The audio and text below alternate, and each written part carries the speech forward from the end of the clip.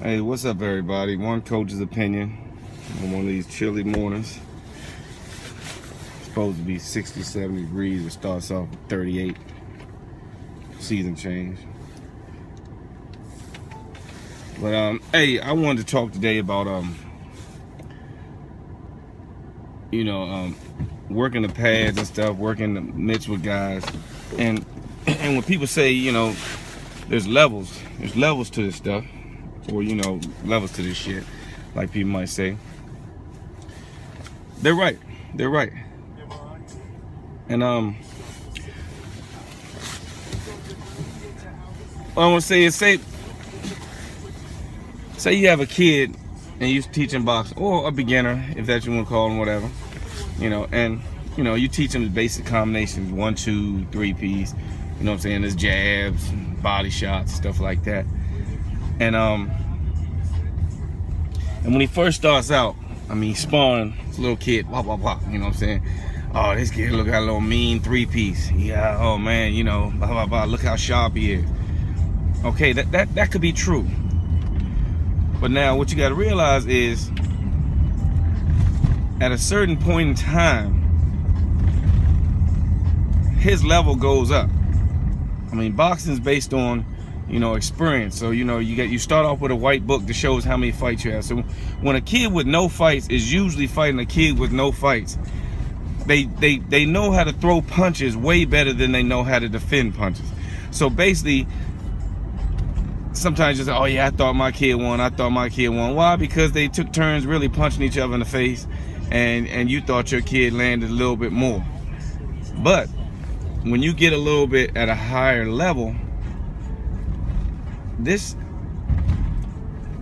kid has to make the adjustments, and not just a higher level, like, okay, he was 13 and he's 15. I'm talking about a higher level of a amateur turning pro and stuff like that. Meaning that same 3-piece, if you're still hitting guys bloop bloop bloop with a clean 3-piece, either you're fighting guys with no defense whatsoever, or you could be just the sharpest guy, and I mean, you just know how to do it. But majority of times, you have to learn to set these combinations up and to set these punches up.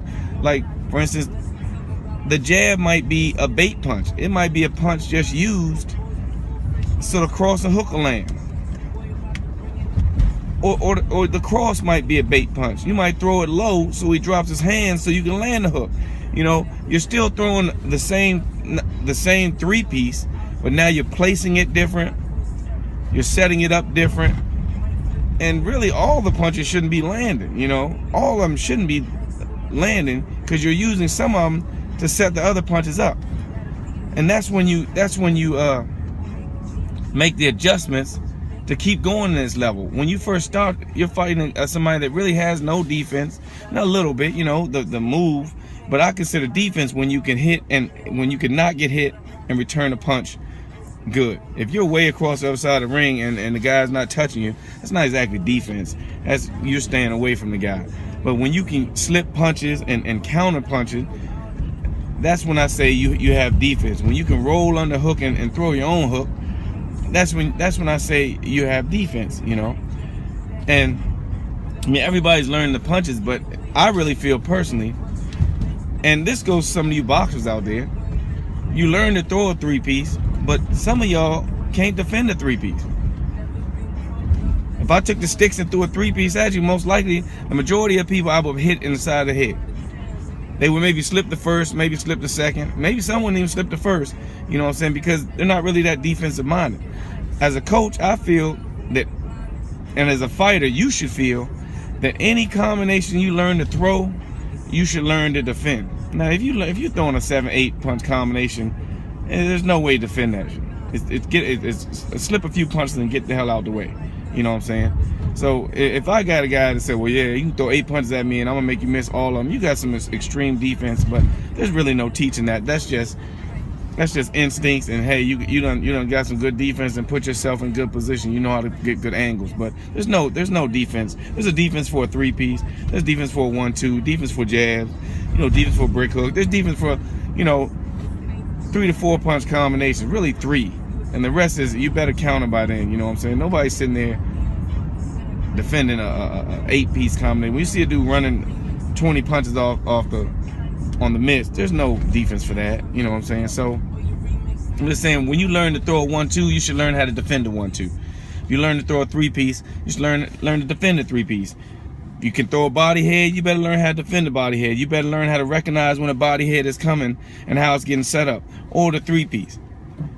So that's why I say when there's levels. That's why some guys, you know, they were like, oh yeah, he was shopping as a kid, but blah, blah, blah. Yeah, because he was probably never tested and he never had to make adjustments, or nobody gave him the adjustments to make.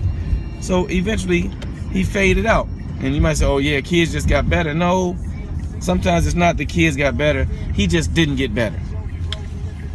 He got more athletic. There's a difference between being athletic and being dangerous in the ring and actually getting better at this sport. You know, a guy that throws basic punches can get stronger, and he would be considered a better fighter because he's dangerous, man. Watch out for his hook. Watch out for this, watch out for that. But that doesn't really make him a better fighter. His box skills might not get better. He's just a tough guy. You know, everybody at every level of this sport can get better, can learn more. It's not a single fighter out here that can do everything in the book and not get hit. There's everything, so everybody can make adjustments to their game. I don't care what level you are. Even Floyd, if Floyd comes back, he'll learn. Whoever he fights, he'll make the adjustments. He'll learn, and he makes good adjustments in the ring.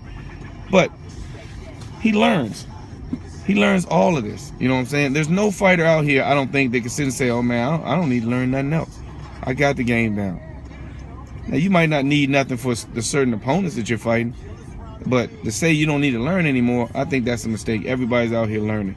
So whatever your coach teaches you, you got to reverse it. And you gotta learn how to defend it. You gotta learn how to look for stuff. If he teaches you how to set up a certain combination, you gotta remember how that combination was set up so you don't get caught with the same thing. And that's where your level in boxing gets a little better. Because I can make anybody look good on the mitts. Anybody starting off, I can make their hands look good. But the first test is, can you take a punch?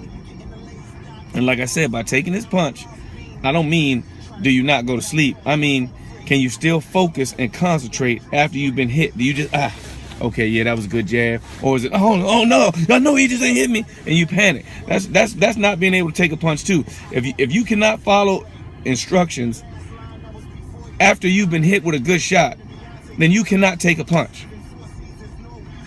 If your coach is like, oh, it's over now, he's gone, man, you know what I'm saying, no coming back now, you can't take a punch. You got to be able to take this punch, remember what you got hit with, say, okay, you don't hit me with that again, hopefully.